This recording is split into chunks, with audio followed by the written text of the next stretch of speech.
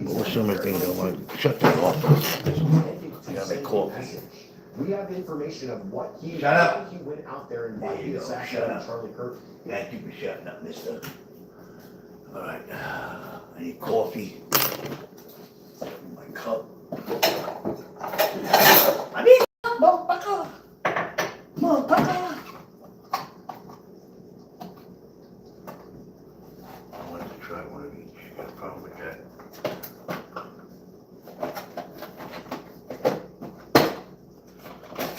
Eva, what the fuck it is? Gavalia Columbia. Cavalia. Let me take a sip of Cavalia, goddammit. Oh, sorry, Lord. I didn't mean that. I usually don't say things like that. Apologies. My apologies. My apologies. Now, if I could fucking remember what I wanted to write down. I don't remember. Hey, whoever's there, how you doing? If you read the description, you'll know I'm in the middle of my book. Today's pretty good chapters, too. But we don't stop for another, at least 12 minutes. I just don't remember what I wanted to bring up. Okay, that's Mike. Guido Hader. So many things went on in between. I just don't have them on the top of my head right now. Where are we anyway? 35. Hey, Lisa, how are you? Hi, Mike. What's going on, peoples? How we doing?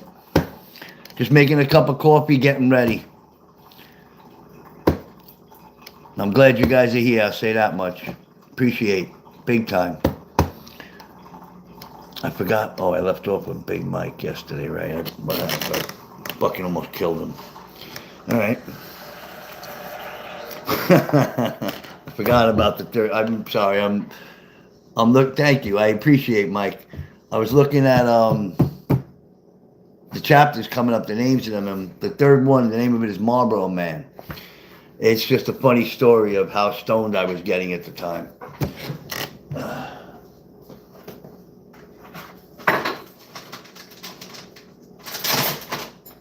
I didn't say excuse me. Excuse me a minute.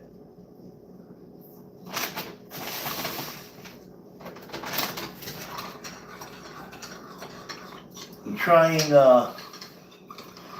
you ever hear of the coffee Gavalia? Gevalia? Never drank it before. I just bought two the K-Cups. Columbia. Gavalia, Columbia. I will give it my opinion in a minute. First like, Mike. I go ashore, baby. Nice. Is that your first like? If you looked on my shorts, I posted a thing on there. Ron won his my NHL fantasy league. It ended last night. First time I ever won a fantasy league. I made it to the finals a few times, but I never won. Always got my ass whooped. Number one. I'm number one. I'm number one. I'm number one. Feels pretty good to win. I like winning. I can't stand losing. Can't stand it, I tell you.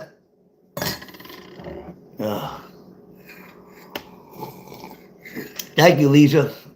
I wish, Mike, it was on ESPN. The only thing I can say is I've been in leagues on ESPN before, and usually there's like half the guys don't even play the whole season. But on this league, everybody played till mid-season, and then the guys that had like 2 wins and 1 win, they stopped playing. So we still have like eight teams playing till like the 3 weeks left, 4 weeks left. The other guys that were out of it, they stopped playing. So the top 4 teams that would have been the top 4 teams made it to the finals. There was one team in my league he went 20, 21-1, 21 wins, 1 loss all year. He lost in the first round of the playoffs. If he would have played me, because they play for a consolation, in this round, in the finals, he would have whooped my ass. He had like 360 points, no, 320, and I had like 260. But he didn't make it, so I'm the champ. Oh, I gotta put the air on. It's too warm in here. Then I gotta go have my cigarette.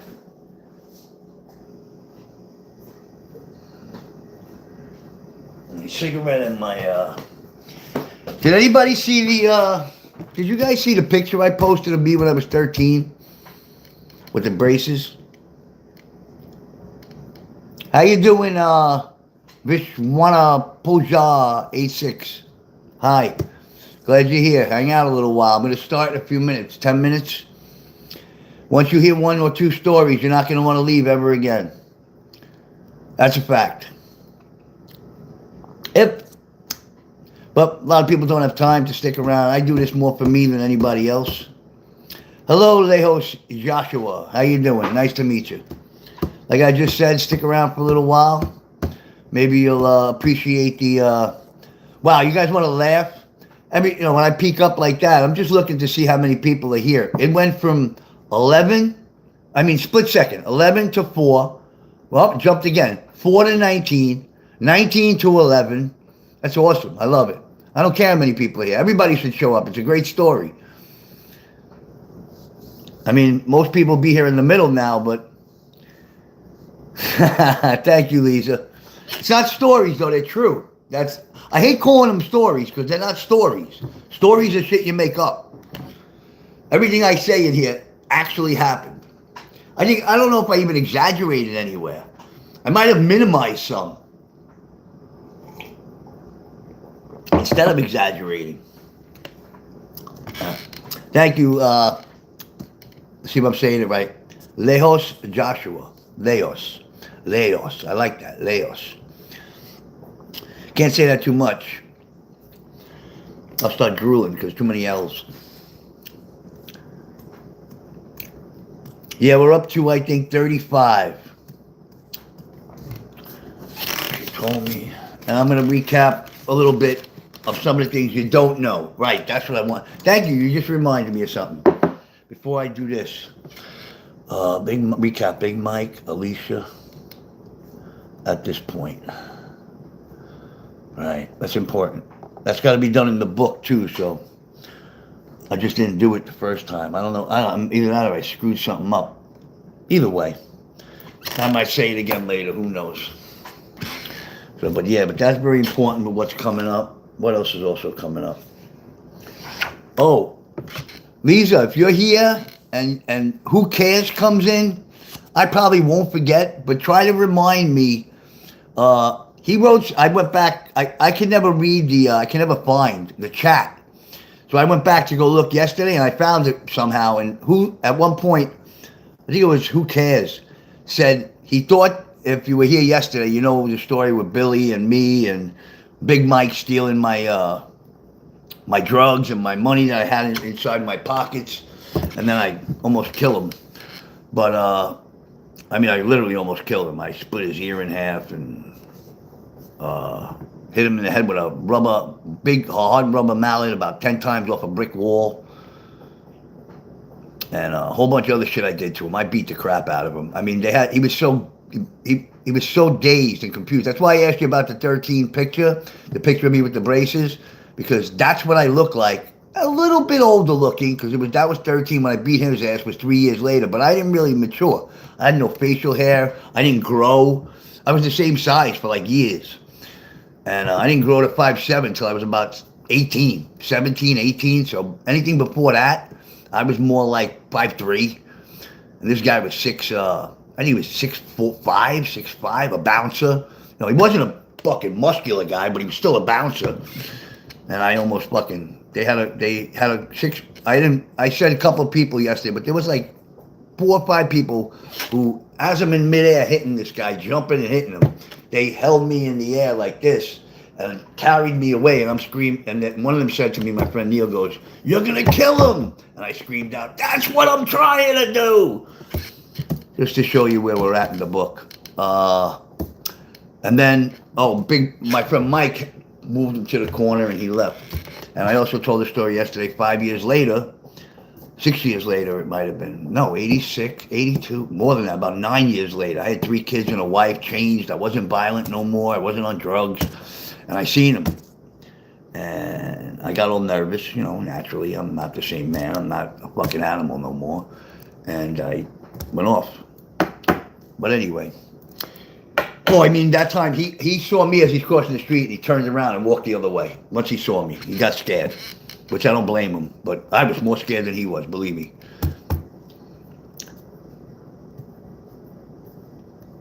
They had a question for my favorite thing to draw. Why do they do that? Stupid asses. Fucking YouTube. Nope, now it's telling me nobody's here no more. Bye, everybody. I don't really matter. Like I said, it's 5-2. I'll be right back. I'm just going to go take a couple of drags of a cigarette, and I shall return. I can't just fucking not smoke and then sit there for an hour. So, let's take a hit. I'll be back. I like it when I catch an eater freak attack. You heard of a story.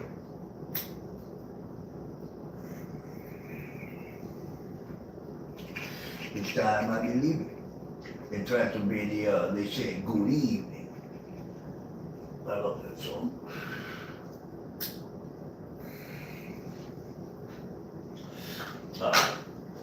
That's one down. And 2 more tricks.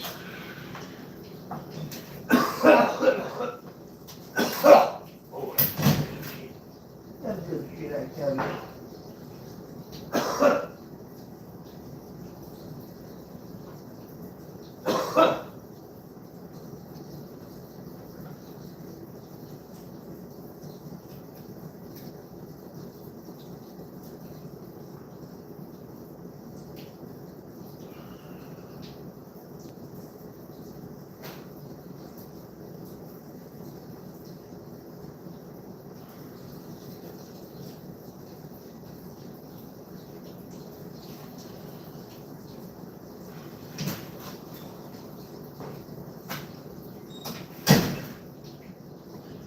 All right, here we go.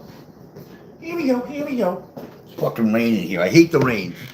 How many people hate the rain? I hate the rain. Okay, I'm back. Okay, is it 2 yet? No, I'll give it 2 more minutes. And then, even though we'll go with the audience and change it. What's the matter, La House? Oh my God, you heard part of what I said before? How you doing, Kayla? Nice to see you. Hang around. My life is gonna start. Right now we're sitting at age 16, I believe. I still am. And from the next 2 years get really funky. But it's broken down into quick stories. You know, I leave a lot of stuff out, so if you got any questions after I read a chapter, just go ahead and ask. Got no problem with that. I always say that, and if you watch this afterwards, sure as shit, hit me up. I will answer anyone that asks me anything about the book. No problem. I know I looked in the thing. It was, there's a few people have gone in after I shut it off and watched it. I don't know if they watched the whole thing, but I know they watched some of it, so that's a plus. I don't know who, but what time is it now? Let me see on the phone. 2 o'clock exactly. All right, now I'm going. First thing I want to do, because when I rewatch this, I'm going to put the stuff I put in extra. I got to put it in the book because obviously it's not in there. So I try to update everything as we go along to make it better and more information. And we got the things that are coming up now are really, being a whole bunch of shit coming up. Anyway, okay, let me leave off we left with Big Mike and the whole story I just said. Now let me talk about Alicia. Now, if anybody remembers who Alicia was the woman that my father was with when he died. He had been with her for about a year, 6 months, maybe 8 months, and that was the only woman I ever asked to sleep with. And it was the only woman he ever told me no to. He ended up having a baby with her. So I had a stepbrother. When my father died, I think the baby was 6 months old, maybe 8 months old at max. Possibly a year. Maybe more, I don't remember. Something like that. A year and a half. So that was my stepbrother, Jason. And like I said about Alicia, she stayed in that apartment. She lived in an apartment on Bay 32nd, and I hung out on Bay Parkway.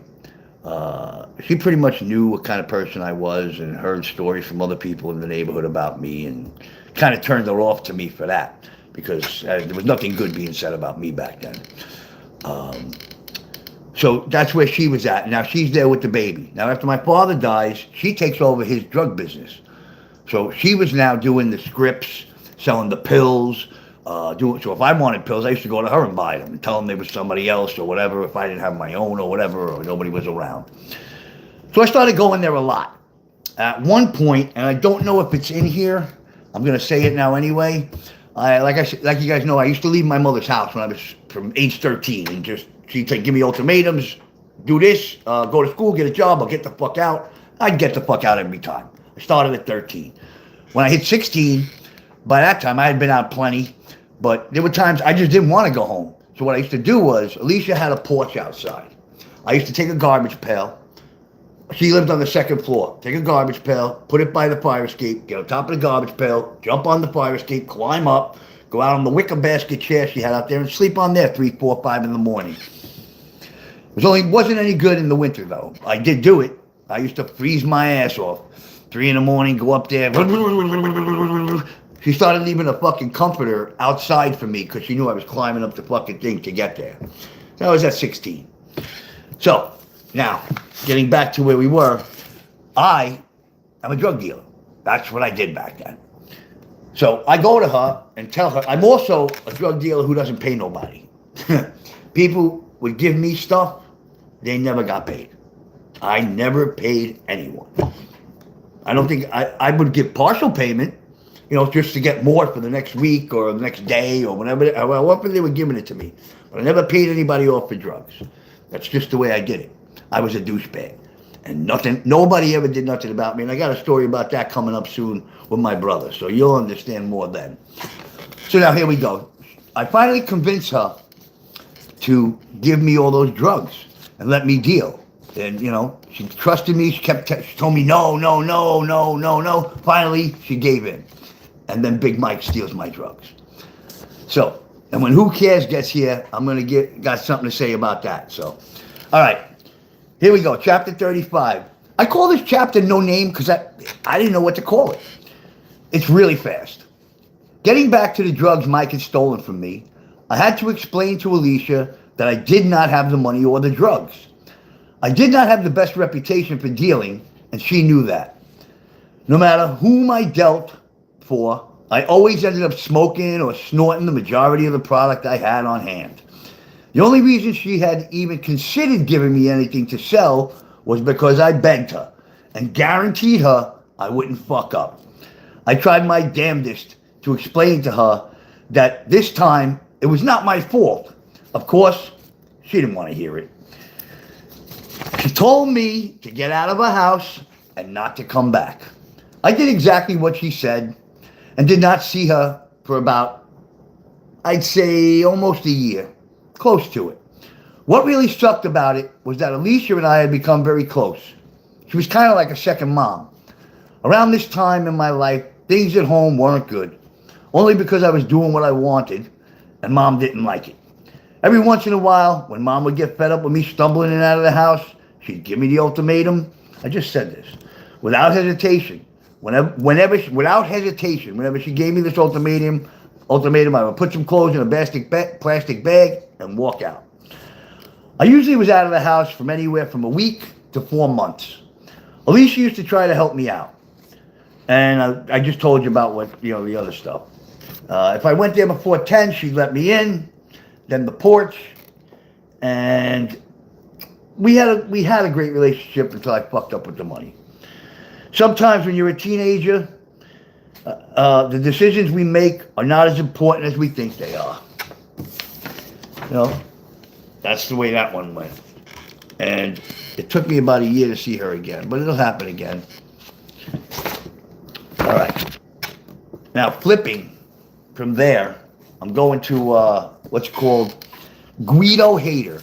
Look, see that title? It's right here. Guido Hater.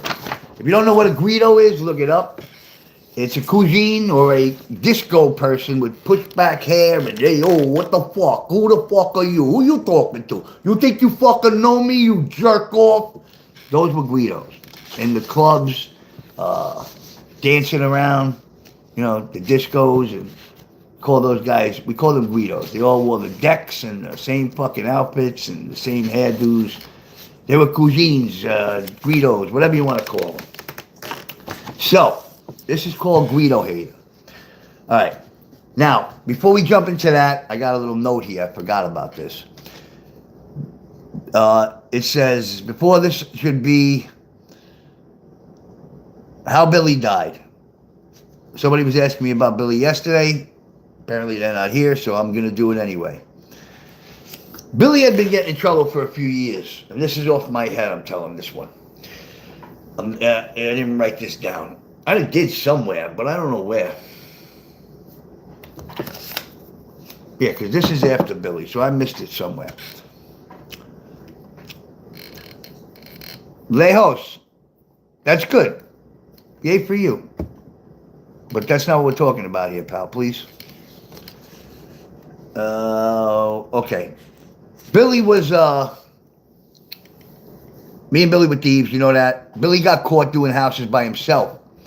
He got busted by the cops, and he had to go to he went to his preliminary hearing, and what do you call it? They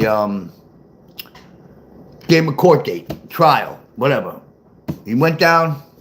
He goes down to the courthouse, goes through everything. They tell him come back. He goes back. Now it's the day of sentencing, or I don't know, whatever happened. Anyway, he comes to my house. I had been out till 5, 6 in the morning. Shows up at my house about 7:30 with a stolen car to go to court. I'm sleeping. I'm out cold. I was whacked all night long, and I went to bed.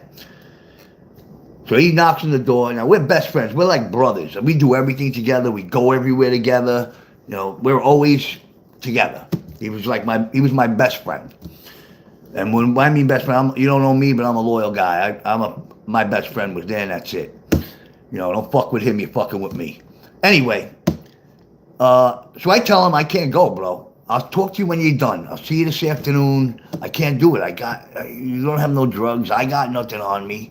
I was out till 5 in the morning. I can't do it. I'm fucking out of it. So he goes to my cousin Bobo's house. Remember my friend Robert? I know since him too. Well, if he goes to his house, he goes with him to court. Come to see that they're in the court. Billy goes in front of the judge, and the judge says 3 years. Billy runs for the window in the courthouse on the 4th floor. They are, dives out the window. The fucking bailiff caught him by his ankles, hanging out the window. He was gone. He was dead. He was dying. He just grabbed him, and everybody came running over. They pulled him back in, and he goes to jail. Hey, RD, how are you? He goes to jail. After going to jail, you know, he's in there maybe, I don't know, he's in Rikers. He didn't even make it to prison. He's in Rikers waiting for, you know, paperwork and everything to be done. But Billy don't get along with nobody. I mean, nobody. So he's in there. He calls me up one day, and he's in there about 3 months. And he says to me, dude, I don't know what the fuck I'm going to do. I'm fighting with everybody. I'm fighting with the inmates. I'm fighting with the guards. I'm fighting with the doctors. He says, here's what I'm going to do. He says, I decided. I'm going to fake a suicide. And they'll put me in psych ward. I'll do my time in the psych ward. I said, Bill, do what you got. He called his girlfriend. Let me explain the story. He called his girlfriend. I was at their house because his girlfriend was my friend Neil. And she picked up the phone, he gave it to me, and this is what he's telling me. He's going to fake a suicide, and that, don't worry about it, he'll be all right. I said, okay, dude, make sure you know what you're doing. I give it back to her, blah, blah, blah, blah, blah. They hang up the phone. 2 days later, I'm again at the house, and Marianne, that was his girlfriend, gets a phone call. He's dead. I said, what? The fuck is he dead? We find out that, and I found this out because one of the guys in my neighborhood was in the cell right next door to him when he died. This kid, Alan. So Billy was fighting with everybody, like he said. Nobody would talk to him. Nobody wanted to go near him. And he hung up, put the sheets, however he did it, on the fucking, whatever, the vent, whatever it was. And back in the 80s, it was a little different. It was easier. And he put him down, and he waited from the bed to the sheet for the CO, the correction officer, to walk by. As the correction officer walked by and just got right next to his cell, Billy went on the sheets and let himself start to hang. The correction officer walked, and he looked in, looked back straight where he's walking, and kept on going. Inmates walking by.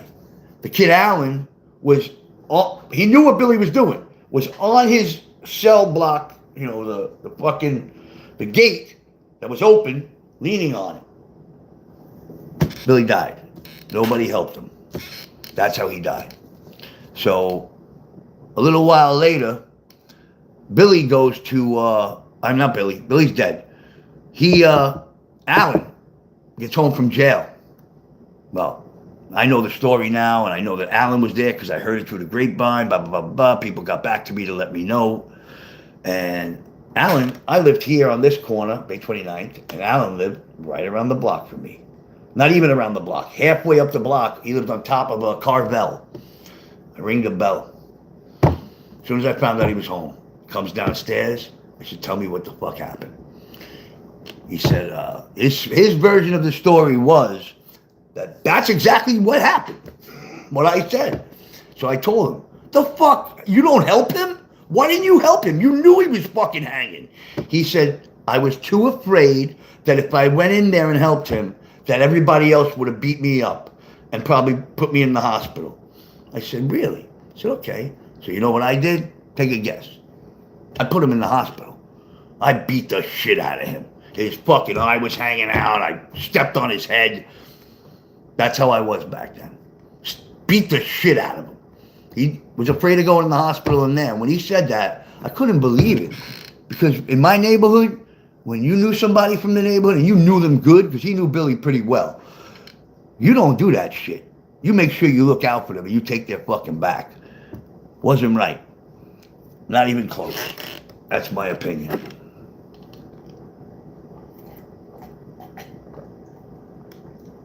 So, that's the story of how Billy died.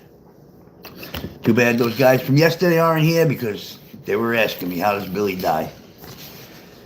All right. Your loss. You have to watch it later. This is called Guido Hater. Lisa, you still there? Just curious. I'm going to read anyway. I'll give it 5 more seconds. Or 3, I guess not. Whatever. Guido Hater. One night, this was probably around the same time, 16. I was with Lenny, my friend Lenny, that we used to go to his house, Louie, and me. It was a Friday night, and we didn't know what we wanted to do. So our first and foremost question on our mind was, what are we getting high on tonight? Quaaludes? Wow. I lost power twice. My power went out twice. Does anyone care? Where was I? Oh, there it goes again. Am I back on? It says I'm live. Am I live?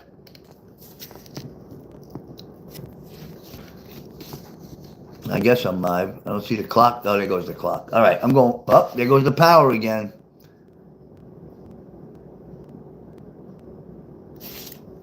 All right, I'm gonna just wait a little few minutes there. Let's see. I'm getting knocked off a lot. We're stopping for a second.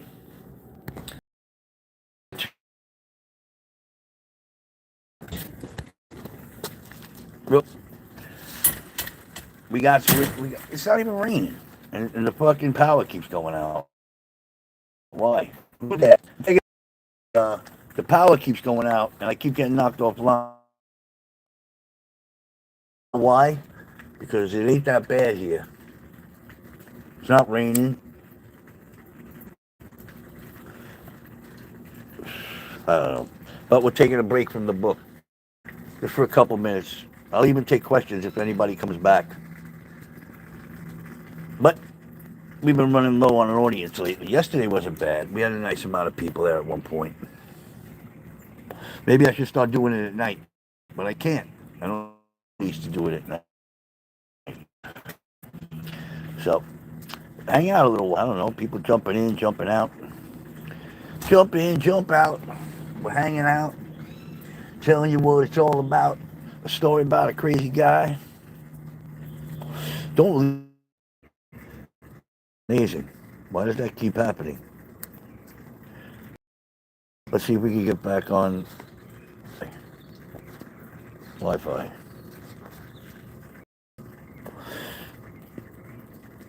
I'm not sure if it's on Wi-Fi or not. There it goes. No, the Wi-Fi is not on yet. That's why. The power went out. All right, let's go back inside.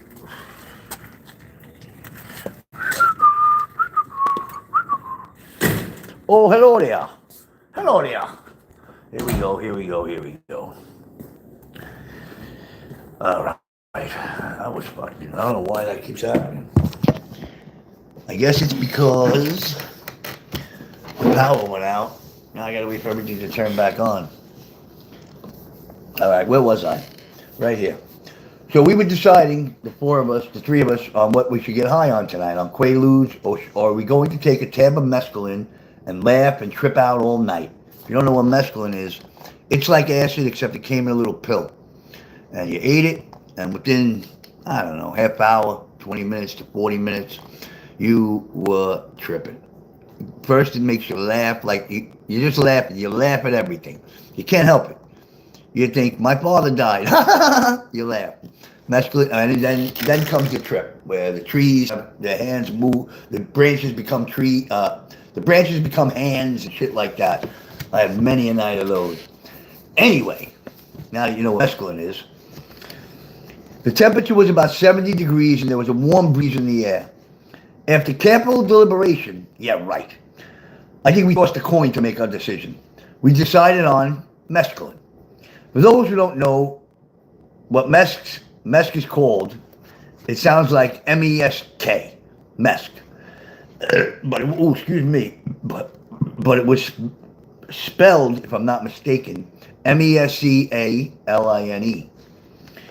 So from this point on, we shall live in the moment, because mescaline is a hallucinogen. However the frick you say it, hallucinogenic. There it is. Like I said, it usually takes about 45 minutes to an hour to hit you. What happens, you giggle. Then it makes everything you do or say hysterically funny. You cannot stop yourself from laughing uncontrollably. Usually the laughter part of the mess lasts a couple of hours. After that is when you start tripping out. You will find things funny all night, but that initial laughter is uncontrollable. What I mean, tripping out is things do not seem what they truly are. For example, I'll give you, I forgot I put this stuff in here. For example, one time I took meth, everyone, I remember this, everyone I saw while I was tripping looked to me like they were smaller than me. Mind you, that I was about 5 feet, 4 inches, 3 inches tall. I have found the most important thing about tripping and not losing your mind or having a bad trip is to always remember that you were tripping. So if anybody's, I'm going to stop for a second. If anybody's out there who does mushrooms and you hear this, I never did them.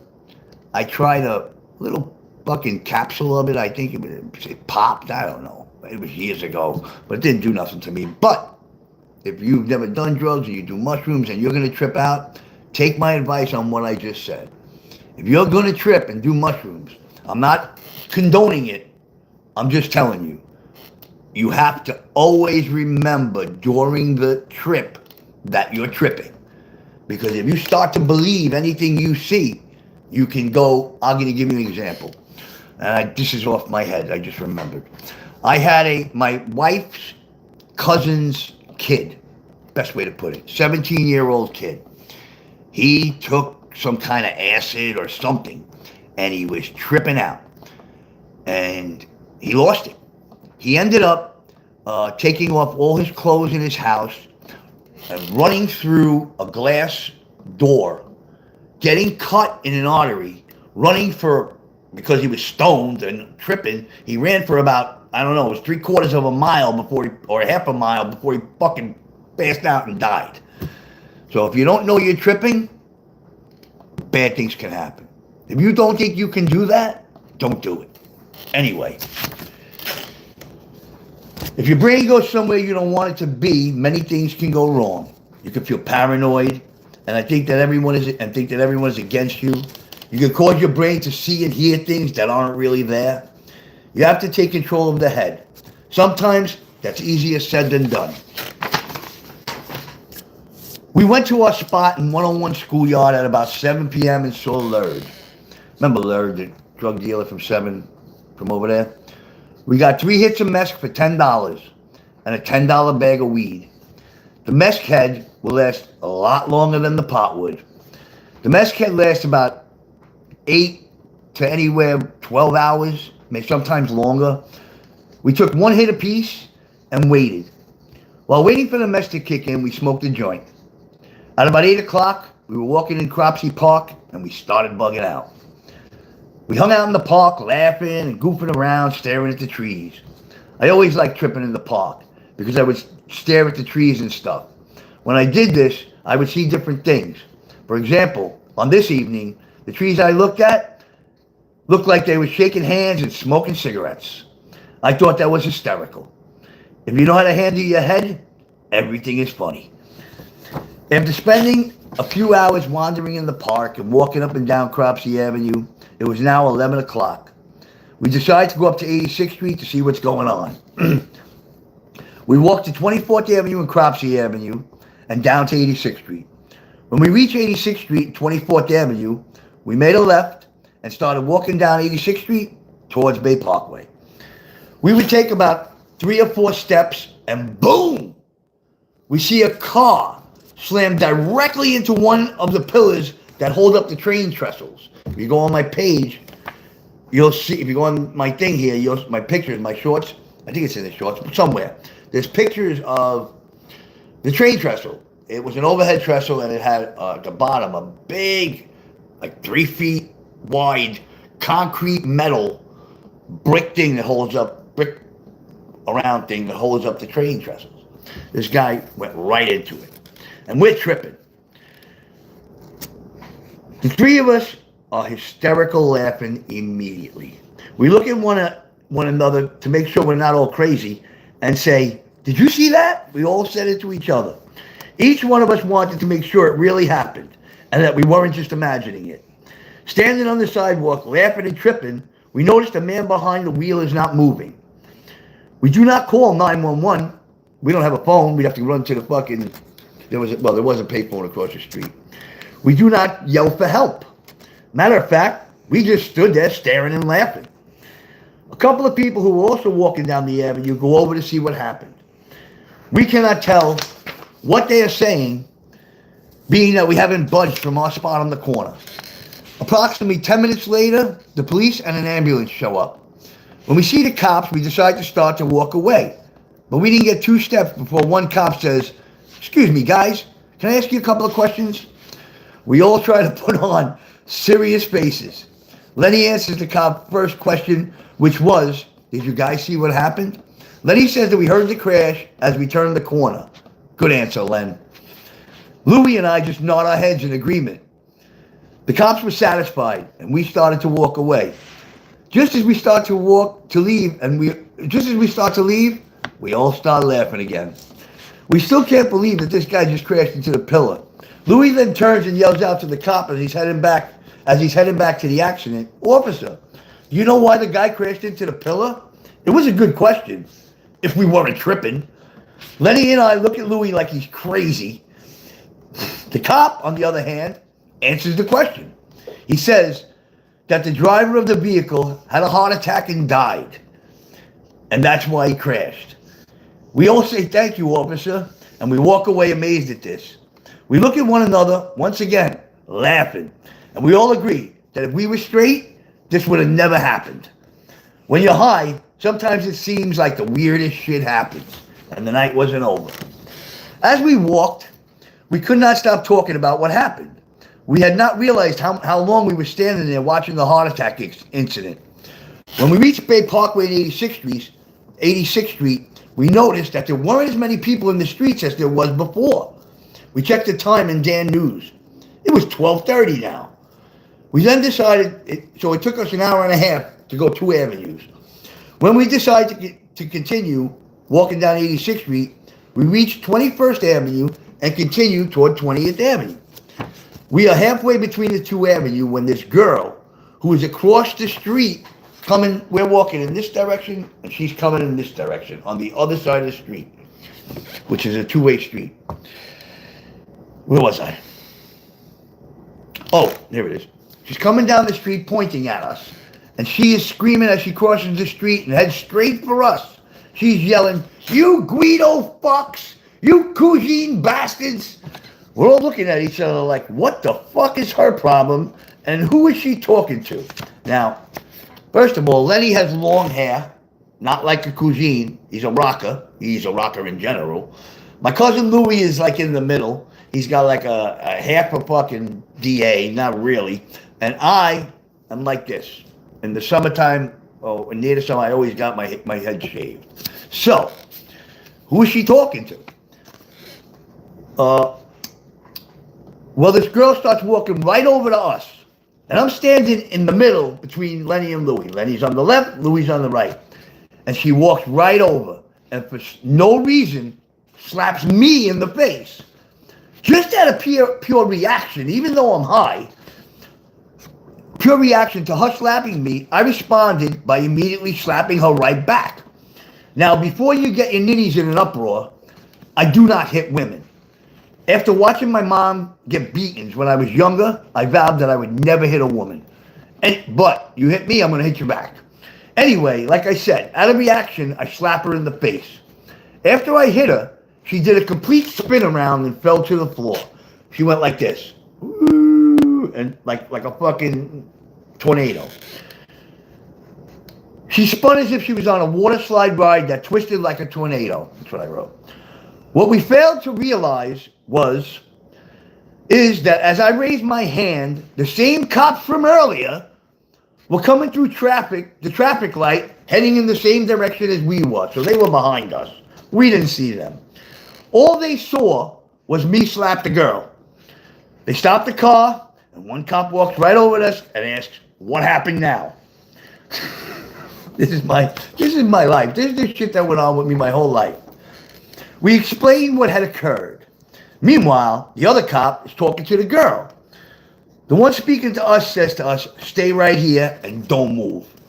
The 2 cops then proceed to talk to each other. After a couple of minutes, the same cop that spoke to us comes back and tells us to leave. Turned out, the girl was bombed on alcohol and had an argument with 2 guys at the club. The cop told us she thought that she was outside the club arguing with them. She was drunk, all right. The evening ended with us walking around and eventually winding up back where we started from, Cropsey Park. It was about 4 a.m. when we got to the park. We had saved the pot that we had bought earlier for now. The pot helps coming down off the mess. It doesn't help much, but it helps some. I used to get really bad attitude when I was coming down from tripping. I would start a fight with whoever was around, except for my friends. I'd find somebody to fight with. It got so bad later on in life that, a couple of years later, not even, took them maybe another 8 months to a year, all the other guys I used to hang out with, that I go back to hanging out with. It got so bad that my friends would leave me in the wee morning hours, no matter who I tripped with. They knew that when we were coming down, take Ronnie to the park, because there was no one in the park at 3, 4, 5 in the morning. Then, whether it was one person or more, they would say they were all going home. I figured it out after a while, but I didn't care. I understood. Plus, I liked being by myself when I was stoned. Still do. And that's that one. That's 36. I thought that was a pretty good chapter. Now, this goes ahead. See, now here's where I have a dilemma. All right. There's the chapter that comes after the next one, Marlboro Man. I'll do that now. I didn't write them down. So I wrote them, I read them on TikTok. So what I think I'm going to do is I'll have to either take my iPad, put it over here, and let the next 1, 2, 3 chapters come up on TikTok, because I already did them, or I gotta look at that and see exactly what I wrote, because I know the stories. It's just when I wrote these things and say them, it's different than when I tell it again, because each time I tell it, I remember different things. So that's why it's hard to do this, read it actually off the book, because for me, reading it off the book, all that means to me is that I'm reading what I wrote. Other memories pop in as I'm doing it. I remind myself. But Marlboro Man, that's the next chapter. I'll show you. See the name like that? Marlboro Man.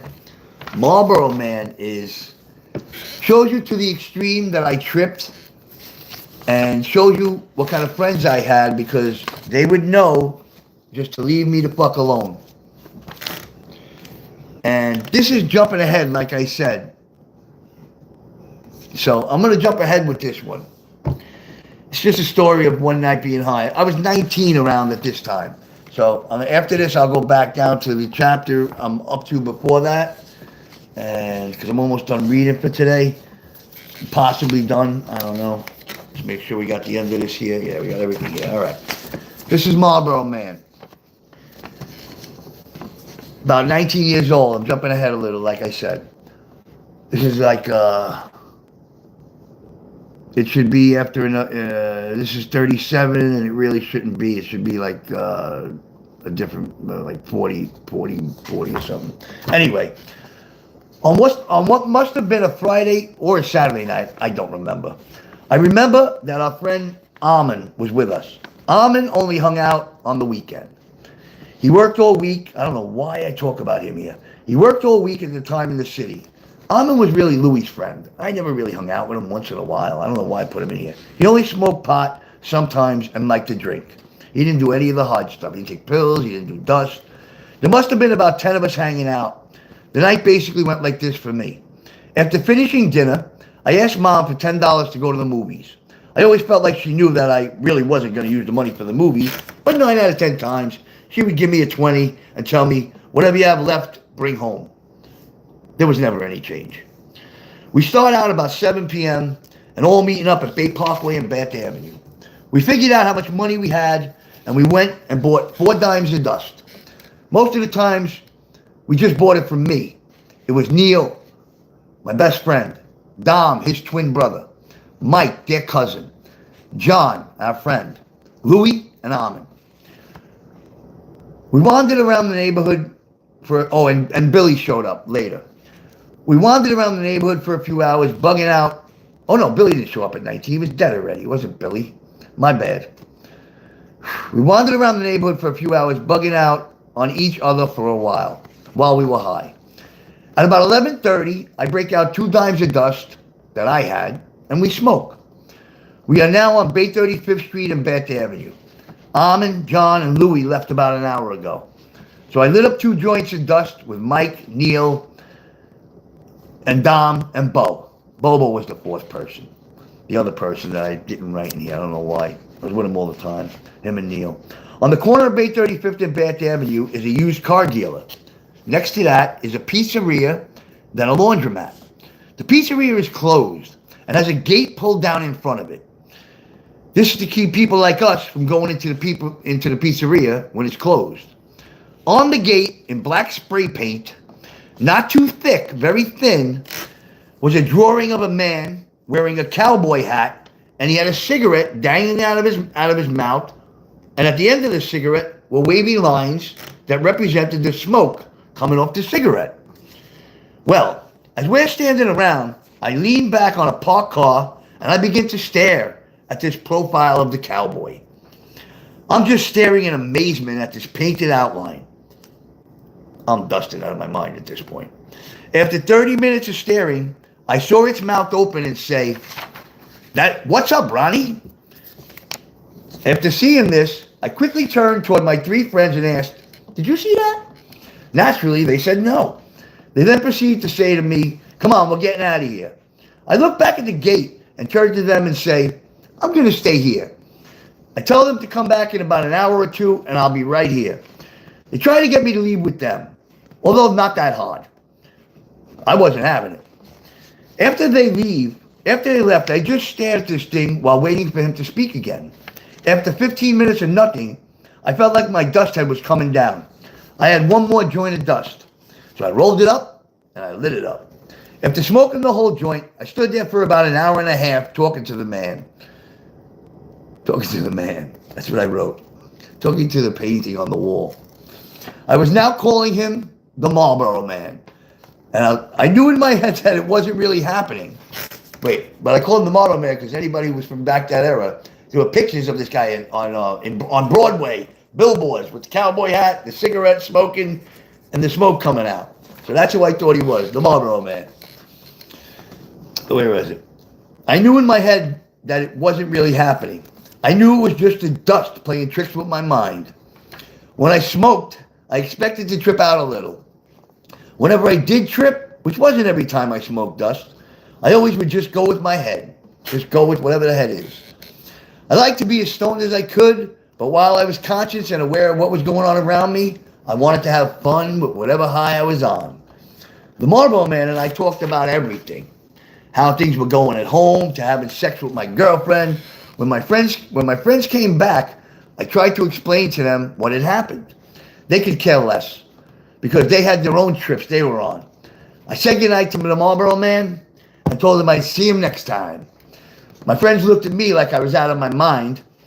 We all just laughed and walked away. We ended up in one of the usual spots, Cropsey Park, 3 a.m. My head was coming down, and I had a huge tendency, like I said before, to start a fight with someone. So, obviously, my friends realized this. They gave me the same lie they always did. They said, "We're all going home, Ron. See you tomorrow." So I spent the next hour or so just sitting on a bench, staring at the trees and getting aggravated. Eventually giving in, walking down the block, and going in my house. That's the Marlboro Man.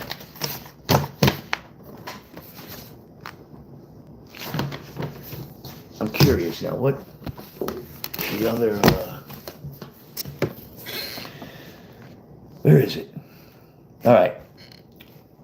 Okay, I remember what I really wasn't at. The next one's gonna be, I gotta put it over here now. So I'm gonna lose track of the numbers because. All right, these next stories are not gonna have numbers because chapter numbers, because I actually didn't write them down, but I remember what the next one is, so I'm gonna read it, and I know the one after that, so I might just keep going because it's 20-3. So let's go with the name of this is gonna be the chapter when I put it in writing. I really was an asshole. I really was an asshole goes like this. One night it's me, Bobo, Neil, my friend Mark, and my friend Gabe. Now, I think I was 17 at the time of this. One night, we all meet up, and we all decide we're gonna hang out, and we're gonna take mescaline. But we don't take one hit. We take 2 hits each, all of us, and we're bugging. During the night, we're tripping out. We went all sorts of places. We went to the bars, we went to the beach, we went everywhere. Anywhere we could. And at one point, Mark said, because we ran out of whatever little weed we had, Mark goes, "All right, let's go to my house. I got to go get some weed." He comes out with a garbage bag. When I say a hefty garbage bag, I can't even explain to you how big it was. And it had 2, I don't even know what tie stick is. Tie stick was weed that was actually on a stick. Like it was on a cross, and the weed was on the stick, all around the stick. It was the best weed I ever smoked in my life. It's even to this day. Anyway, brings out a whole bag. We asked him, "Where the fuck did you get that?" Turns out he robbed a drug dealer and he had like 10 more of those in his fucking house. So anyway, it's now, when we picked it up, I think it was about 9:30. We're cruising around. I got no money. Bo's got no money. Neil's cheap. Mark is broke and Gabe is always broke. So I tell them, let's go by Lemore's. Let's see if we can pick up some bras, maybe make some money. Everybody goes, okay. Mind you, we're in a little Fiat. The Fiat is 2 people in the front. It's a 2-seater in the back with a hump. Well, I was sitting on the hump in the back. Windows are open because it's summertime, but we're cruising. We're going towards Lemore's. I talked about Lemore's a couple chapters back. We get to Lemore's. Well, we're about 3 blocks from Lemore's. It's now about 2:30 in the morning. 3 o'clock, Moores lets out, and we're out of money. We're out of weed because we smoked all the weed. Within 5 hours, we smoked all that fucking weed. Gone. Because I'm mescaline, you can just keep smoking weed. Just keep smoking. Smoke. We were lighting up fucking joints, rolling 3 papers together. Anyway, so as we're getting closer, Mark's doing about 15, 20 miles an hour, just cruising down towards Lemore's. And we get 2 blocks from there, and I see these 2 kids about a block and a half. They just got out of Lemore's, so they're about a half a block from Lemore's, a block from us. And I see a gold chain on his neck. And I told them, stop the car. What are you going to do? And they know I'm going to do something stupid. No, Ron, stay. So I said, fuck it. I dive over my cousin Bo, out the window, and I'm hanging out the window, and finally Mark, as I'm fucking climbing out, Mark stops the car, and I jump out, and I start running towards these 2 kids. Now remember, I'm 5'3" or 4" at this time. I'm still about maybe 5'4", 5'5". And as I'm running towards the kids, I'm screaming, "You fuck my sister! You fuck my sister!" Kids are going, "What? No, what?" And I just kept running at them. And after I got there I could run, and I was fast back then. And as soon as I reached him, I just said, bang, and I hit him right here. Smashed his face in. I'm not bragging about this. This is the truth, the story. And I hit him, and as soon as I hit him, I was a fucked up individual and stoned out of my face all the time. I hit him, and I grabbed the chain. And I pull the chain off, and it breaks into 1,000 pieces. And there's little balls all over the fucking floor. And I got mad. And now my cousin Bo, I didn't know. In the meanwhile, as I started running, they're all screaming, "No, no, no!" And Bo's screaming my name, telling me, come here. And he was right behind me. He caught up, and before I could hit the kid again, he grabbed me. And Bo was like, when he died, he was 6'1", 2". So Bo was always tall. Bo was like, at that time, 6 foot.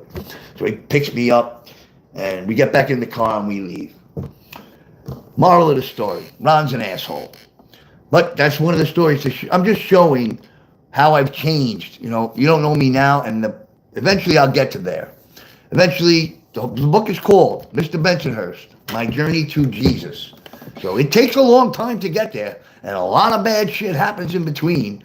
But then when we get to the 50-year-old me, we look back, and we can realize all the things and all the times that if it wasn't for God, I wouldn't be here. If it wasn't for God putting things when I prayed, giving me what I asked for, because my family needed it, which when you get to that story, you people, anyone who hears it will be, you're full of shit, or wow, that's amazing, because it's true. It's all true. I got no reason to lie to nobody, make up any stories. I don't have to impress anyone. I know the life I lived. I know. I'm content with life. I pass away today, glory to God in the highest. I'm good. I've done it all. I've been rich. I've been poor. I'm good. I'm happy with it. So I guess I do this live stream not for you guys. I think I do it for me. Makes me feel good about who I am now. So, the people that don't stay, the people that don't watch, the story's awesome. They're violent, and it makes me look like a real bad person, and I was. I've never said I wasn't. That's a fact. I was a real bad man. But I will show in the next one, which I'm going to tell the next story, which is, so let me put this that I did this. I really am an asshole. This next one is called Being a Big Brother. I kind of like this one because it does show how I feel about family. My brother was 13 years old, and he came home one day, and he was beat up. I mean, beat up. He had a black eye, his face was swollen, but his hands were also messed up, so I know he hit the guy once or twice. And remember, he's 4.5 years younger than me. So he comes to me, and I ask him, what happened? I'm 17 or 18 at the time, and he tells me that this kid, who was my age, twice his size, beat him up. So I said, do you know where the kid is? He told me no.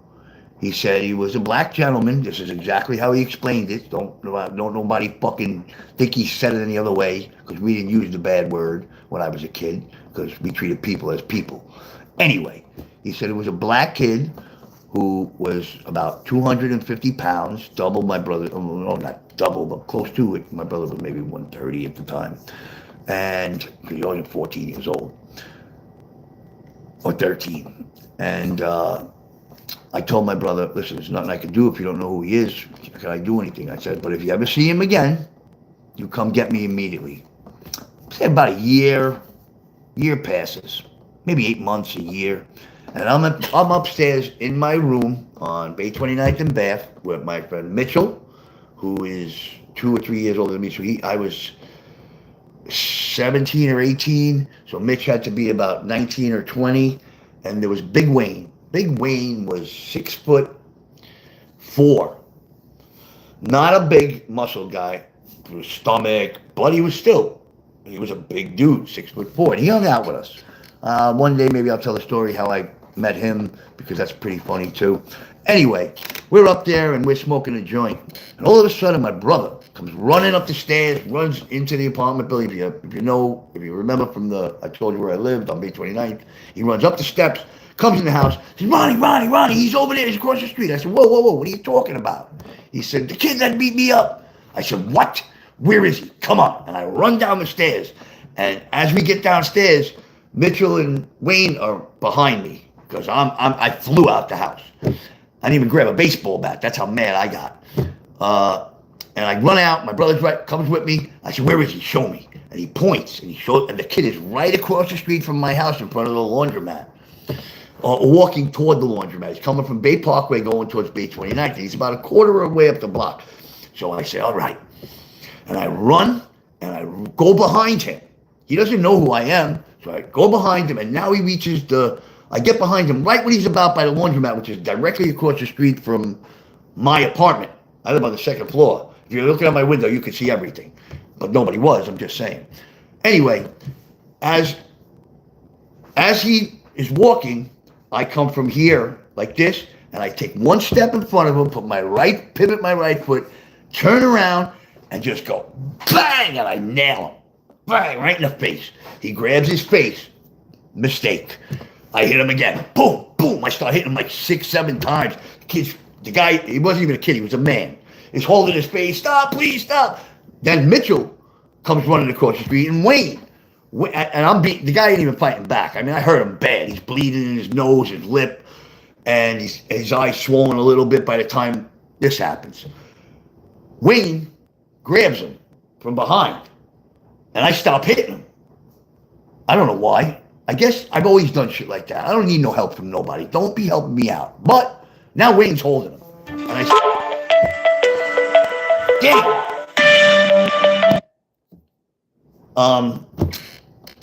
so now Wayne's holding him, and I'm standing like right there, and Mitchell comes running. I mean running. Mitchell's no small. Mitchell's bigger than me. I'm small. I'm the smallest guy in no neighborhood. But Mitchell's got fucking, and he's running. He runs right up to the kid. Bang! He hits him. He runs back again. Bang! He hits him. He runs back again. And as he's running back, this is what he says. He goes, oh, it feels good to hit flesh again. These are the people I hang out with. Runs back. Bang! He hits the kid again. And I told him, that's it. Enough. Let him go. Because now, I'm like, I grab my brother. I grab the kid by his shirt. I say, you see him? You ever fucking go near him again next time I kill you. And the kid said, okay. The guy, man, whatever the fuck he was, 22-year-old. He said, okay. And he left. Never to be seen again. Never to be heard from again. That was probably the first of, Mike was the first. Never to be seen and never to be heard of again. So he was the second person that I went at, and they never came back. There's more. But that's two. I like this. I thought I was being a good brother back then. My brother he needed me then. Here's one more. We got 10 to 3. Another story. This is going to be at age 17. The woman who, if you're following, killed my father. They reported said it was a suicide. I told you why it wasn't, and I'm positive of that. So 100%, especially after my uncle telling us that he was shot in the left side of the head. A year after my father died, I'm now 17. I hang out on the corner of Bay Parkway and 86th Street, like I keep on saying. There's a bus stop. I hang out on this corner. You cross the 4-lane street, and there's a bus stop right there in the street, on the sidewalk, obviously, under the train trestle. So, one day, I see her. This is after my father died. I didn't say a word. I ran up, and as I'm running, I yelled at her, "You killed my father, you fucking cunt." And I crack her. Boom, smack her. Bang. I hit her again. Bang. She's going, "No, I didn't." No. I hit her again. Bang. Now I got closed fist. I go to hit her one more time, and all of a sudden, somebody comes up from behind me and picks me up. "You're going to kill her. You're going to kill her." I said, "That's what I'm trying to do." And it's Bobo's big brother, Jimmy, my other cousin. Jimbo, I call him. Jimbo picks me up and carries me away and screaming at her as he's carrying me away. "Get on the fucking bus, bitch! Get on the fucking bus before I let him go!" And she gets on the bus, and the bus driver immediately shuts the door when she gets on and drives away. Didn't even take the rest of the passengers. Just fucking left. Fucking awesome. Awesome. So yeah, that's another person. I probably, if somebody wasn't there to take me away from them, I would have killed them. There's that 2 or 3 so far. Gets pretty sad that I was that angry of a human being. That angry of a person. And I know there's a lot of people out there that are that angry. And I wish I could get the book out more to more people, because I can help. Anybody who watches this, if they ever do, if I'm still alive, I can help. I can give good advice. I've been through it. You know? And you got to be wanting to do it. You got to make your own decisions. So, you know what happened? And I'm going to put this on the thing. Everybody got mad at me, gets mad at me on this thing. I hope I get all new people, because you guys get mad at me when I won't let you talk about somebody else. So, when I'm done with my book, am I done with this? Maybe. It all depends. I'm not having fun doing it. I mean, I am having fun doing it. But if it's only going to be for me, I'll find another route to get my book out there. I don't care. I thought this might help. Doesn't seem to be helping any. I'm not getting anybody, no traction, so I might just move on again. We'll see. Today's Friday. If I come back Monday, I come back. If I don't, I don't. We'll see. Whatever happens, happens. I can't start reading it at night now, because then I got to go back to the beginning again. It's a different audience, so I'm going to take it from here. I'm going to take a 2-minute break. There's nobody here anyway, so it says 0. I'm going to go and, what do you call it? Have a cigarette.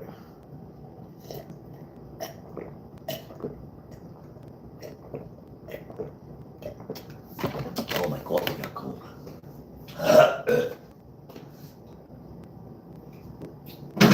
Oh. As a matter of fact, nah, I ain't carrying that shit. I don't really give a fuck. I'm not making any traction, so why would I keep doing it? Nope. So everybody else can come in there and talk about somebody else. That ain't happening. I don't give a fuck about anybody else. I don't care about anybody else. I try not to give a fuck. I've been down this road of life too long to care about anybody that's too stupid to fucking care about themselves.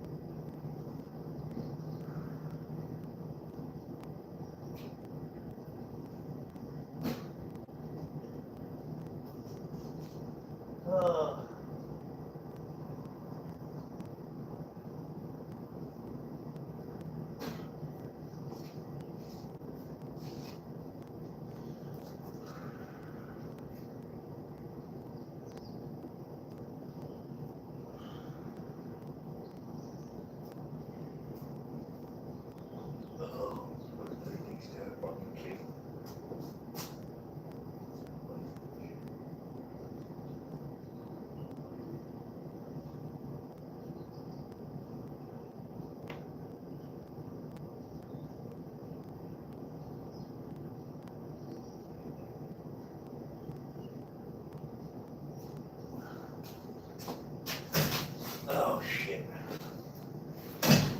3? 3 o'clock is going well. Yeah, I'll keep doing it for myself. I don't give a fuck. Yep. That's what I said. Alright. We got...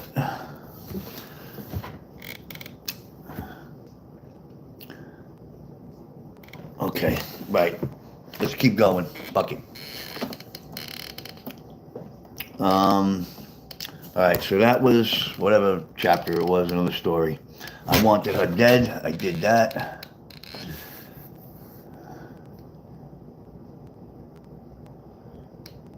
Okay. Now, let's get up to my cousin Louie real quick. As a kid I grew up with my whole life from age 2. We were always together. Even as babies, we were together. He went into the Air Force at 18 years old. My cousin Louie, I played ball. I give him credit for making me as good of a ball player as I was.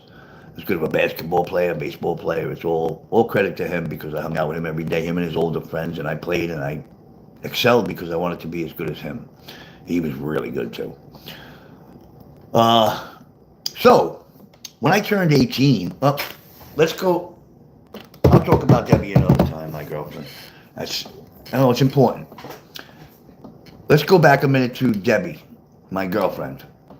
When I was 16, I met her. She was 14 and a half, I think. And I was an immature kid, and she was a mature girl. She never did drugs. She never hung out. She never did anything like that till she met me, unfortunately. You know, she was my first true love. I can say to this day that I truly did love her. You could call it puppy love, call it whatever you want, but I did love the shit out of her, and I would have died for her back then, as I would most people when you're in my life, and I take you in all the way. Anyway, Debbie and me, we were good in the beginning. She only smoked pot. I used to do Quaaludes and my dust and all that other shit, and she only smoked weed.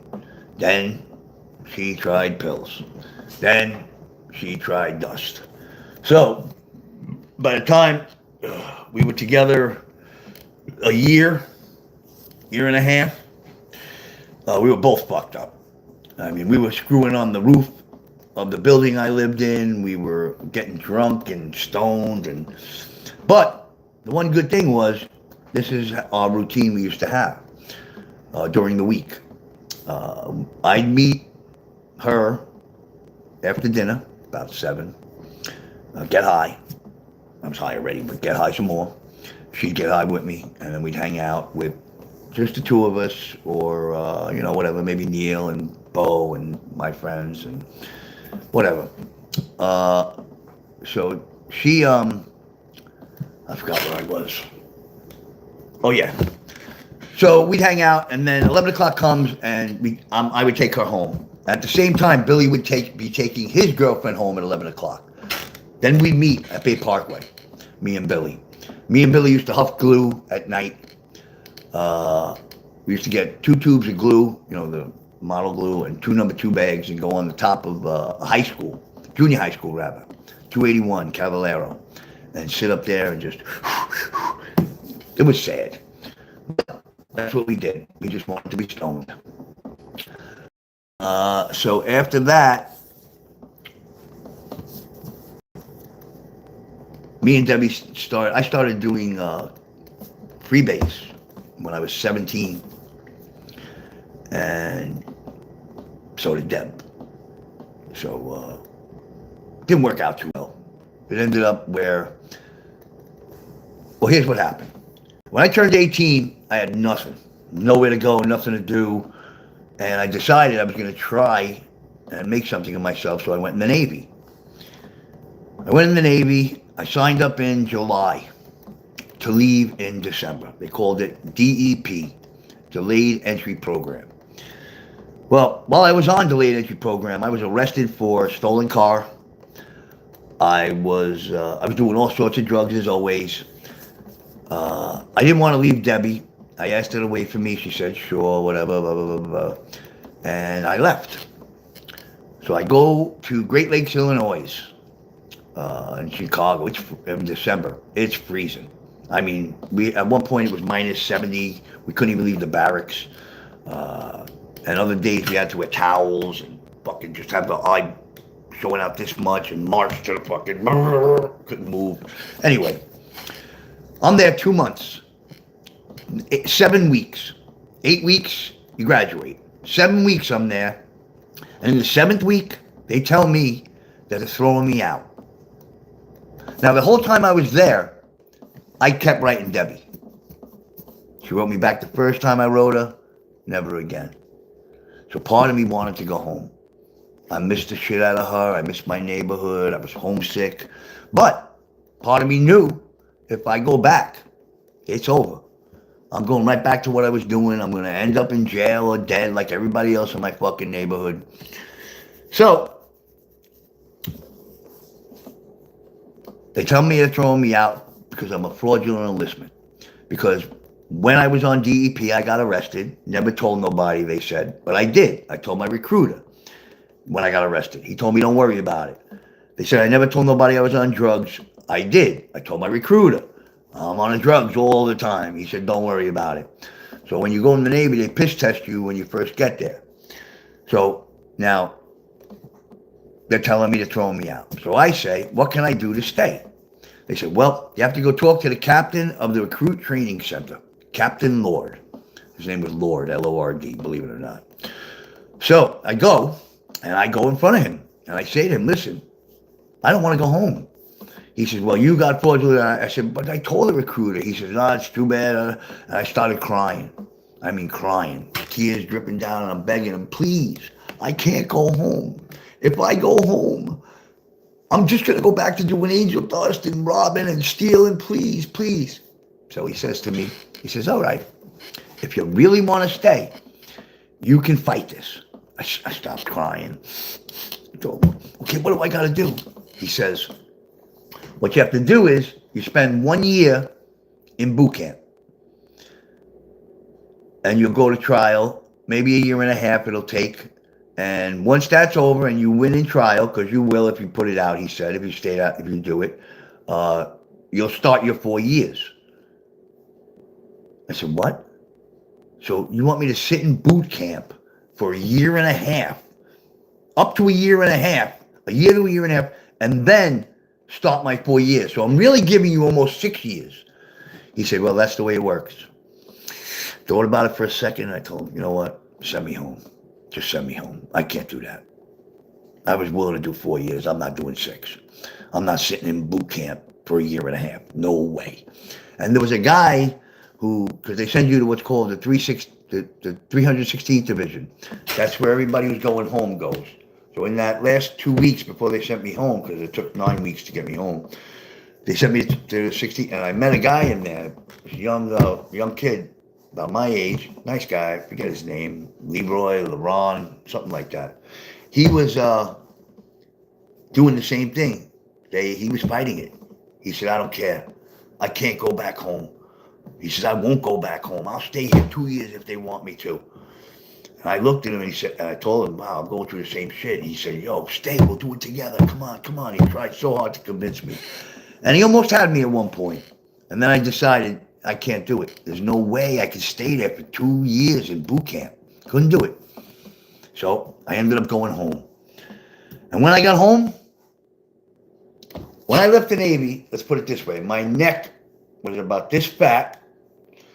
My arms they're decent now, but they were like, I'd say up to here. I was huge. I was working out every day. Them 7 weeks, that's all you do. March, workout, push-ups, pull-ups. You don't have to in the Navy, but I did every day. And you eat. So I went from 110 pounds to 180 pounds in 7 weeks. But I was muscle.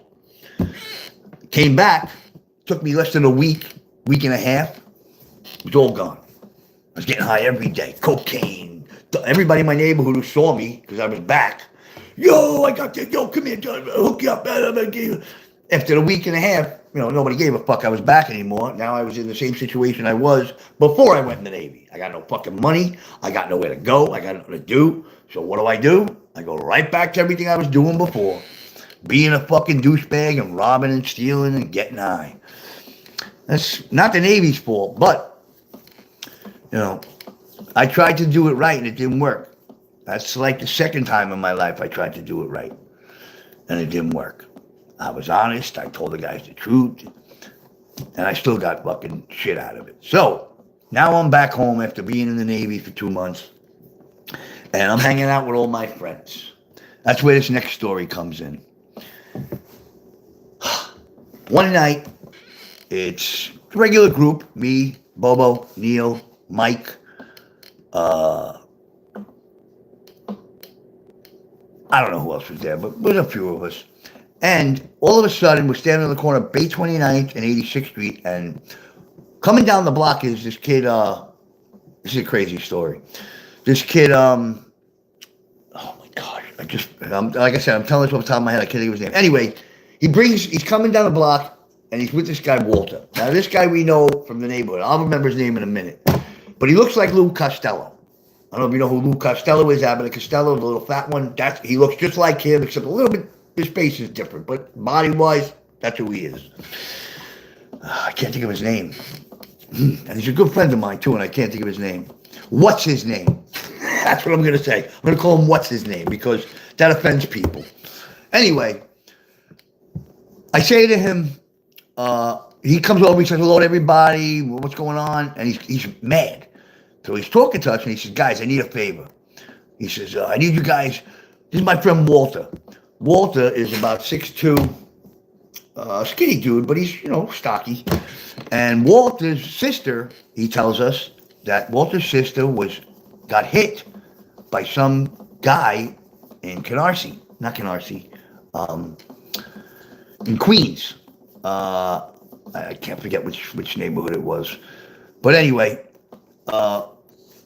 and we want to go down there. Walter wants to go down there and take care of these guys that hit his sister. We don't hesitate. We're stoned out of our faces as usual on dust and pills. Let's go. So we all walk down 2 blocks. One block to, what's his name's house? I can't think of his freaking name. We go to his house and we're in there, me, Walter, and everybody. We got about 8 guys with us. 9 guys. We got baseball bats. A couple other people show up with clubs. We all get into 2 cars. We get in 2 cars and we take off. We go to, I forget what Mill Basin. That's where it was, Mill Basin. See, I'll remember his name too. We go to Mill Basin and we jump. There's guys all over the place over there. They're hanging. It's summertime. Everybody's hanging out. And we jump out of the car. I'm stoned on angel dust because we smoked again before we jumped in the cars. So I'm fucking high. And everybody takes off and everybody's running at people with baseball bats and clubs. And I run and then I stop. There's nobody near me to hit. I don't see anybody to hit. All of a sudden, Walter is about 8 feet in front of me. And I see a guy come up behind Walter and rear back like this to hit him in the head. So naturally, I fucking hit that guy in the head with the baseball bat. That guy goes down. Walter turns around after hearing the clonk on the guy's fucking head and looks at me and he's like, you saved my life. You saved my life. And I'm stoned. I'm not answering. I'm like, that's how fucked up I am. All of a sudden, next thing I know, everybody's running back to the cars, except for me. I'm standing there. Guys now that we chased and hit are coming back with more guys. And everybody runs, and they jump in the cars, and they start taking off. And I realize this, and I start running towards the cars. Walter, who was in the second car, stops Neil, who was driving. Nobody else realized I wasn't there. Walter opens the car door and says, "Get over here, hurry up, hurry up." And I run, I jump in where Walter is, he throws me in the back seat, and we take off.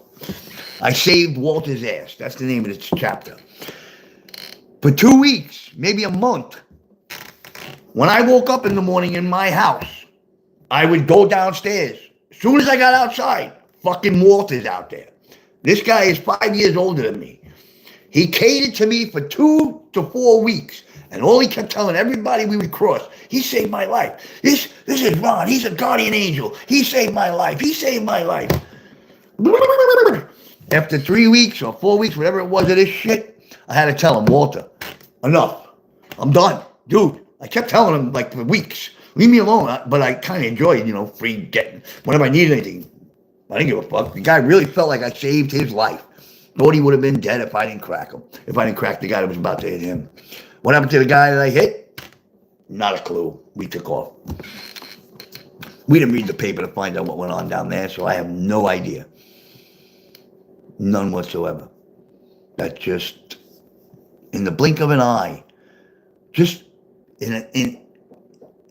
we didn't care. And I'm not just saying me. My buddies, we didn't even know this guy, Walter. Who the fuck is Walter? Didn't even know him. And I'll tell you what, since that day when he left, never saw him again. Couldn't even tell you who the fuck he is. He remembers me, though. That's a fact. So does the kid that I punched in the face for the fucking jewelry.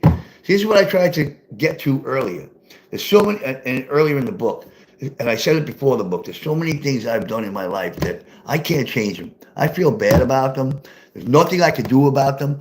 And I want to tell the stories because for somehow, some reason, nothing ever happened to me, no matter what I did.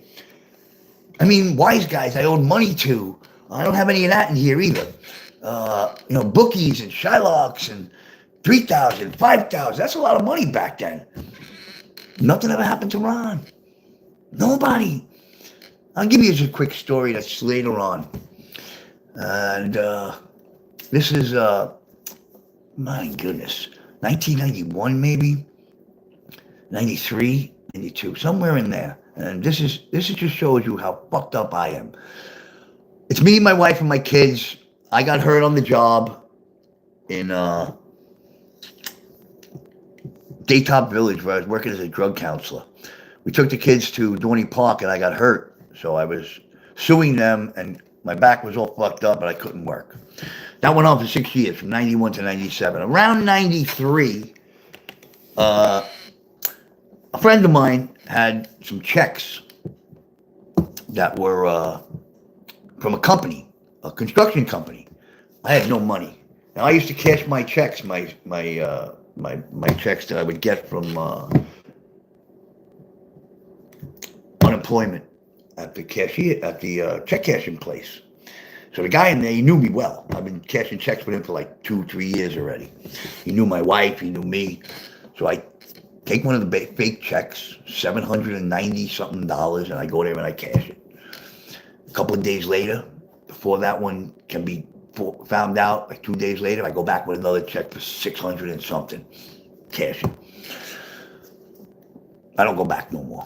I know once they bounce, they're gonna bounce. But like I said, the guy knows me, knows where I live. He's friendly with my wife. So my wife is over there down in that area one day and he sees her and he's breaking her balls. "Where's Ron?" He said, "Tell me about that." Because he told us about the 2 checks. I told him when I get some money, when I settle the case, I'll take care of you. In the meantime, while I'm doing that with him, I met a bookie in Staten Island. And I'm calling in bets.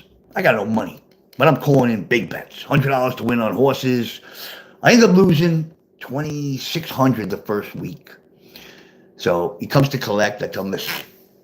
Next week I'll give it to you. Just let me go another week and I'll take care of you next week. Boom, he does. He don't know me from a fucking hole in the wall, but he does. I know who he knows, but he doesn't know that. So I lose another $2,000, trying to win back the money I lost. So now I'm down $4,500. The guy from the check cashing place, as I lose, at the same time I lose this money, and now the bookie wants me to pay. So does he wants to pay? He wants me to give him the money back. Well, I have no money to give anybody. I'm waiting to settle a lawsuit. So what I do is, I don't fucking answer either one of them. Fuck them. Let them come here. That's how I felt. Let them come to me.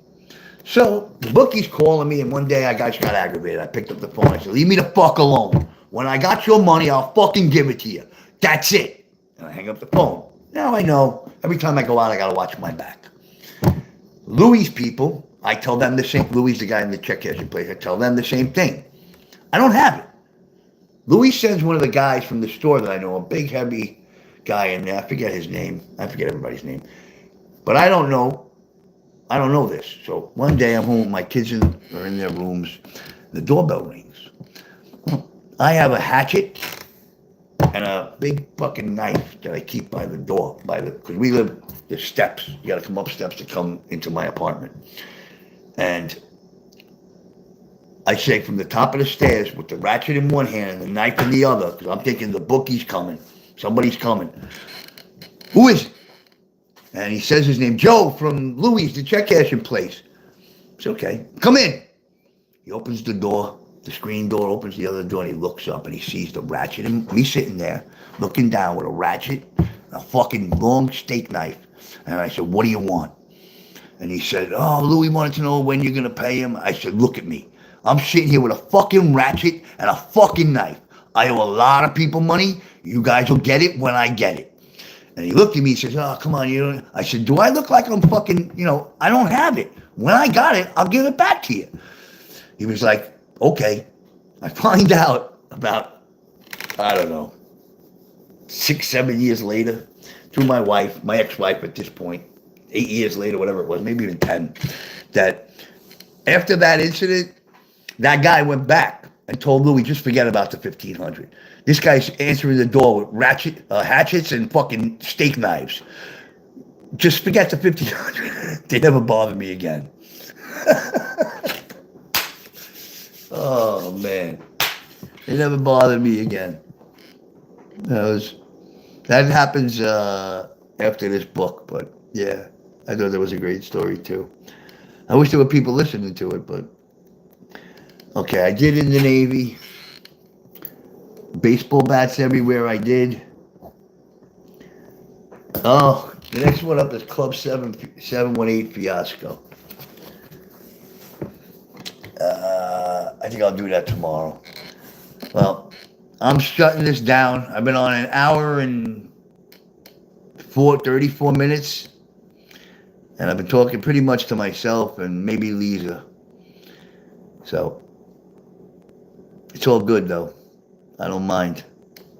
I'm enjoying myself, bringing up the memories again. I'll probably do it again, back on TikTok Live next one. Because no traction here. That's the only thing I haven't done yet, TikTok Live. I'm doing this live, it ain't working. I did it over there, it ain't. I did videos on TikTok of the whole fucking book. That didn't work. I got a nice amount of views though, for some of them, 195, 100, no comments though. Nobody asked anything. So, and the views are bullshit anyway. Views are 1 second. They look and they throw it away. So, goodbye everybody. I'll see none of you tomorrow. Oh no, I won't. Tomorrow's Saturday. Not till Monday.